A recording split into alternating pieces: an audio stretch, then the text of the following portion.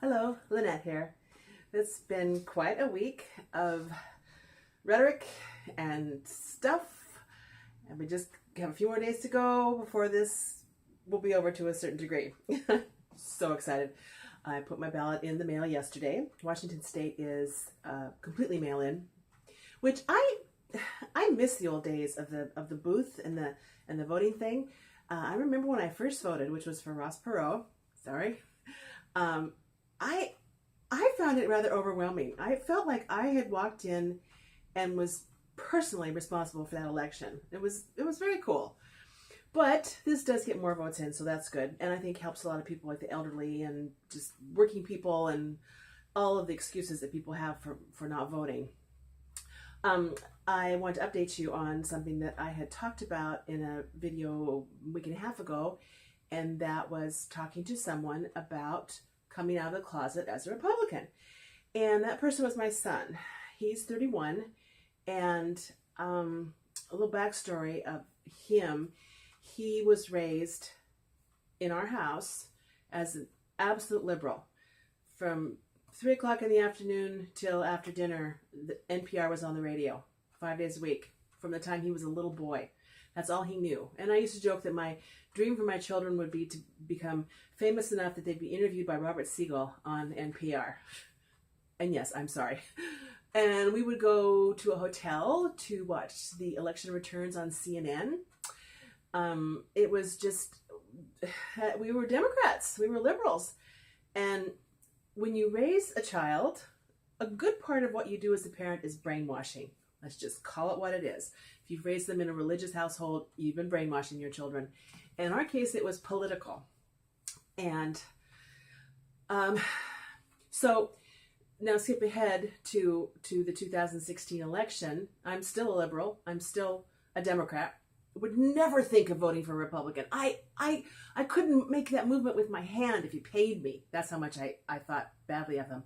And part of that was my upbringing, in that my family was hardcore Republican and conservative and religious, all of them.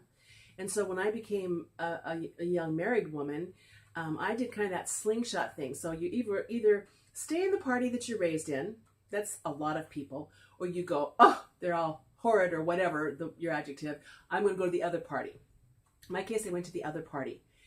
And so I never even considered what the Republicans were, represented old white men making decisions for women, and were against freedom and all these things, which of course isn't true, at least anymore.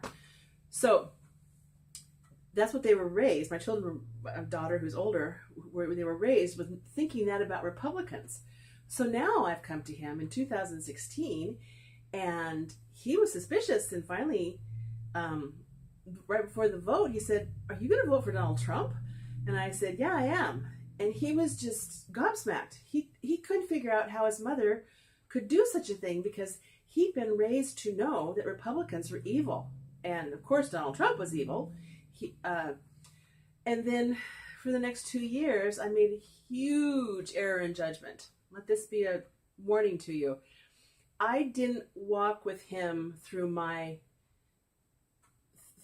what I went through, as far as, yes, I voted for Donald Trump because I believed he's going to be the best president. Certainly couldn't vote for Hillary. But then I also went from voting for Donald Trump for a job position to really believing in the Republican Party and really believing in the conservative movement, and all the things that my children were raised to hate. So I should have started early on from that. I went and saw my son at work the day after the election, and he goes, "Well, you happy now? You elected Hitler." And I thought, uh-oh, I have a problem here, and I never fixed it, which was really bad. So in the next 2 years, I started doing research and finding out exactly to what degree I had been lied to for all those years by NPR and CNN and the liberal media that I always thought was just a scam. And the more I learned, the more I studied, and the more I researched, and the more I saw the whole globalism thing and the problems in Europe, which are very deeply tied to America. Don't let anybody tell you that we have our issues, they have theirs. This is all one big problem. I've talked about that. But it's big.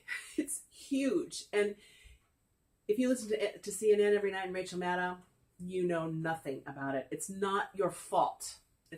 Wasn't his fault. So now for 2 years, we haven't spoken to him and his wife about politics. Once I had a discussion about transgenderism, which I thought went pretty well. And other than that, we just would walk around this elephant in the room. Every time the family got together, it'd be like, oh, excuse me, elephant, can I walk around you here? And it was awful because you could hear him breathing. You could smell him. It was like, please can we get rid of this elephant? But we didn't because it was too hurtful. There was just too much water under the bridge. So about 2 weeks ago, I come out of the closet to him and he's shocked and horrified. And we kind of agreed to disagree. And then last week I got together with him again. And again, it was a lot of talk about not talking. But we kind of got the elephant to be in the closet. That's a good step. And maybe that's all I can hope for at this point. Because here's what I realized today. After going through, looking at my news, and I like to read the comments that come after these clips on YouTube, I realized something. And that is, you cannot change liberals' minds. Because I've spent the past 2 weeks thinking, if I could just get a foothold, maybe I could make him see that he's been lied to. Because that's the thing, that once you realize that, then all this other stuff can come in. You know, he's been told that Steve Bannon is the most evil person on the planet. And he's been told that George Soros, that whole thing is just a conspiracy theory. And he's been told that immigration is a good thing and that Donald Trump is a racist and a sexist and all the things that we know. He believes all of it, because why wouldn't he? Because he's told that every single day. But if you can find one of those as a lie, then there's a chance. That's the only way, because you can talk to your blue in the face. And liberals just, they are so conditioned, so brainwashed, that I don't believe that there is any chance. When I see people on the left interviewed, and they're intelligent people with college degrees and very successful jobs, and they're spouting this stuff, this rote about Donald Trump and racism and sexism and this kind of thing, you couldn't write this for a movie. You'd say, well, nobody's going to believe this, that people will act that way, but they do. So this was my lesson for the week, that I'm probably not going to change my son's mind. I just have to hope that he sees reason. And maybe in the next 2 years, when the world sees that things didn't blow up, that Donald Trump didn't do anything that they said he was going to do. And I would like to think that if this immigration thing gets handled, that America sees a change for the better. Our schools are going to get better as there's fewer children of these illegals in schools. Our job market will even get better, because the lower income, the lower skilled jobs that the immigrants take, the sheetrock industry has been taken over by Mexicans, and the house painting and roof cleaning and roofing, these are gardening, these are all have been just taken over across America by Hispanics. And these are lower level jobs on the pyramid, and somebody's got to start work somewhere. There has to be a place to start so that you can go up. And if it's taken away by these illegal immigrants because they're getting paid so cheaply, then where do our unskilled American citizens go for work? So there you go. Get out and vote. To say it's important is like the understatement of the year. And we'll talk later. Thanks. Bye-bye.